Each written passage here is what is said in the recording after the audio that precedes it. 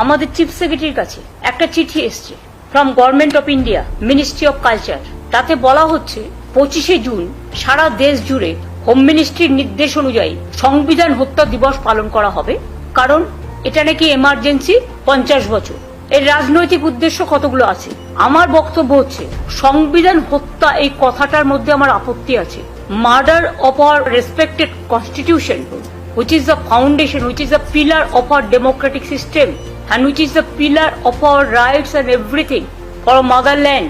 How can they say the murder of constitution? সংবিধান হত্যা দিবস কথাটা বলা আমার আপত্তি আছে। আজকে কি ডেমোক্রেসি ভারতবর্ষে আছে? তাহলে গণতান্ত্রিক পদ্ধতিতে প্রতিদিন তো একটা করে গণতন্ত্র হত্যা দিবস পালন হতে পারে।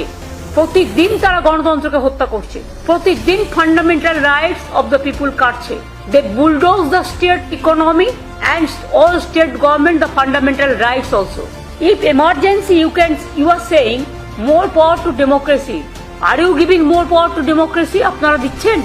আপনাদের ভাষা, আপনাদের কথা, রোজ সংবিধান বদলাচ্ছেন আর নিজেদের পরিকল্পিত নকল একটা ধর্ম মানুষের উপর চাপিয়ে দিয়ে আপনারা আপনাদের নিজেদের এজেন্ডা आप लोगों का अपना एजेंडा लोगों का ऊपर आप दे रहा है।